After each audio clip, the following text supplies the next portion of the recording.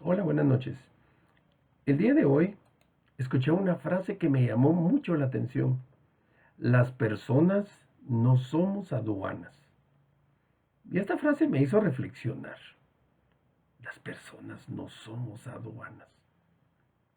¿Y esto qué quiere decir? Que nosotros no somos quienes para definir qué pasa y qué no pasa en los límites de la sociedad. Y va a sonar un poco fuerte esto que estoy expresando. Ejemplifiquemos.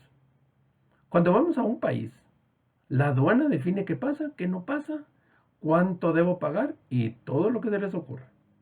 Y obviamente nosotros los que vamos a atravesar la frontera tomamos una postura diferente a la aduana, porque nosotros queremos pasar con todo lo que llevamos. Y cuando me refiero a esto de que no somos aduanas, lo hago en relación a que no soy yo quien dicto las normas de la sociedad, sino que simplemente soy un pasajero que quiero atravesar la frontera de la vida a través de las normas, costumbres, políticas y negociaciones del país o sociedad en la que vivo.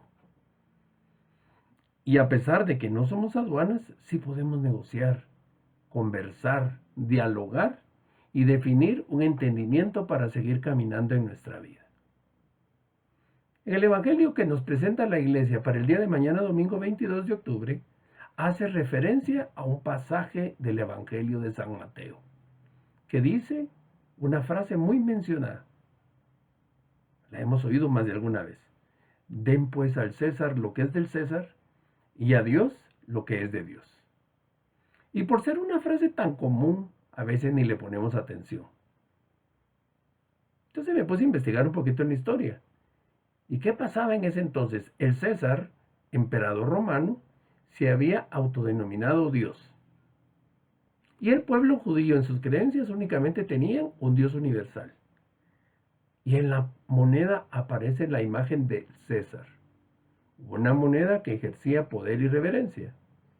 Y por si ustedes no sabían, los judíos casi pagaban el 75% de lo que ganaban al imperio romano. Entonces, esclavos,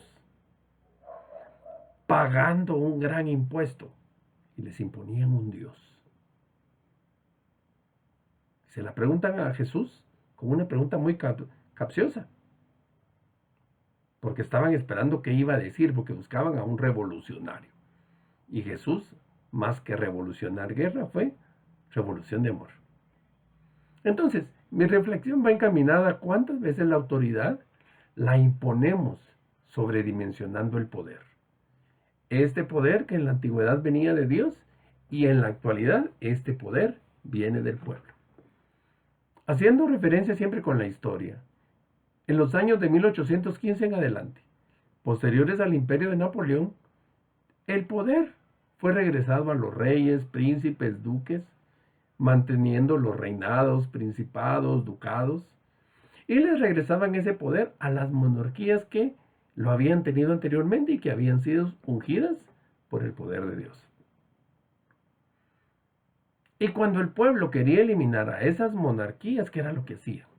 Mataban al rey y a toda su familia, para que nadie pudiera reclamar ese poder que tenían por ungimiento. Y entonces, al ya no tener a nadie que reclamara, el pueblo confería el poder y la autoridad a alguien más. En los países actuales, hoy 2023, son muy pocos los que aún son gobernados por monarquías familiares.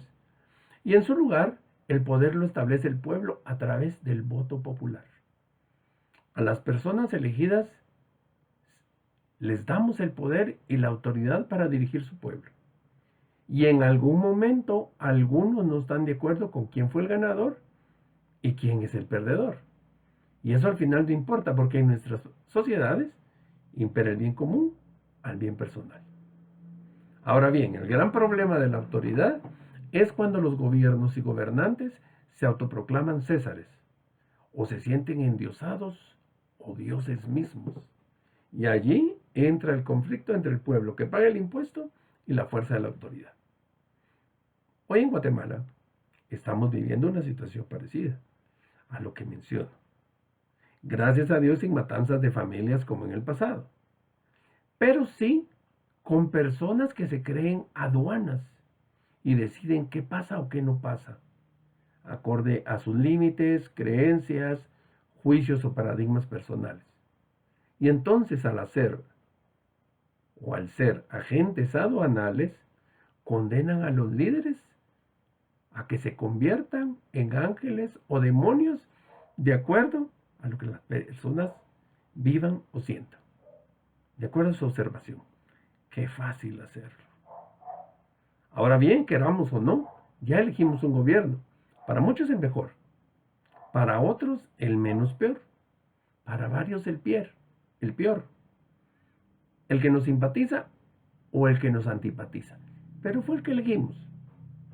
Ahora nos toca aceptar la autoridad, velar porque se cumpla la Constitución, ser críticos pero no criticar, ser aportadores de verdad, instrumentos de paz. Nosotros ya cumplimos, ya votamos, ya le dimos el poder y la autoridad a un grupo como lo hemos hecho siempre.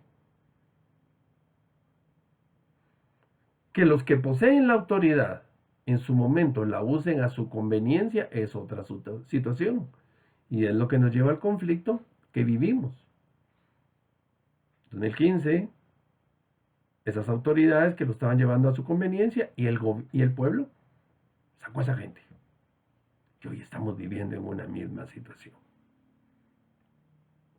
Y como agentes aduaneros y poseedores de toda la verdad, según nosotros, criticamos a los que manifiestan, a los que bloquean, a los que no hacen nada, a los que están en el gobierno, a los que no están en el gobierno, a los que no quieren dejar el puesto y a todo lo que se nos ponga enfrente. Y cada quien tiene parte de razón.